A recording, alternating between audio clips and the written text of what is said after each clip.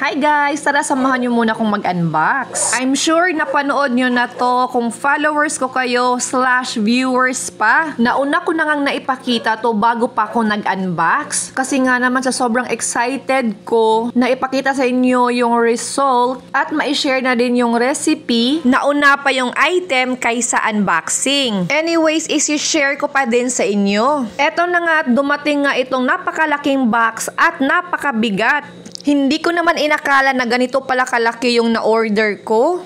Akala ko pa nga 2 item yung napadala sa akin ni seller. So balik nga muna tayo dito. Sobrang nahirapan akong i-unbox to. Ang kapal ng pagka-bubble wrap, sobrang higpit pa ng pagka-tape. Pagkatanggal ko ng bubble wrap, meron na namang isang box. Tignan nyo naman yung tape nila. Sobrang dami at sobrang laki pa. Gumamit na nga ako ng maliit na kutsilyo kasi hindi na kaya ng kamay. Dinadahan-dahan ko lang yan kasi baka masagi ko yung item. Naku! Hindi rin biro yung presyo niya. Lalong-lalo na yung shipping fee. Napa-check out lang talaga ako nito kasi ang dami niyang pwedeng gawin. Hindi lang siya basta-basta rice cooker. Kung ako lang, hindi ko talaga siya kayang bilhin. Mabibili ko siya, siguro mag-iipon pa ako ng mga 2 buwan. Buti na lang at thank God, meron tayong mabait na partner na binigyan ako ng pambili nito. Ayan na nga at balik tayo dito. After ng box, ito na yung box ng rice cooker.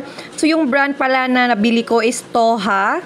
Nakalagay dyan Toha Electric Rice Cooker TF10.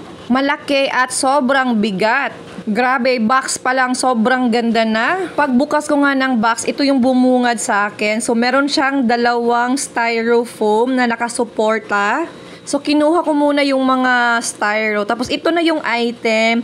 So, nakabalot pa din siya ng plastic. Dinahan-dahan ko talaga yan kasi nga baka mahulog. Tulad nga ng lagi kong sinasabi, mabigat talaga siya. Sobrang ganda talaga niya and yung kulay is white. Yung capacity niya is 5 liters. Ayan, may silver sa ibabaw. So, ipipress mo lang yan para mag-open.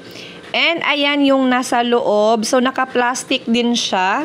Maganda siya kasi yung lutuan mismo ng rice is non-stick and natatanggal. So, meron na pala siyang kasamang cord. Yung ano niya, yung cups. Cup lang pala kasi isa lang naman. Ayan na yung lutuan niya. Non-stick na yan. Grabe, sobrang ganda. Mapapawaw ka talaga. Walang gasgas, napakalinis. Hindi lang siya basta rice cooker, pwede ka pang mag-bake dyan. Yan ang isa sa pinakagusto ko sa rice cooker na to.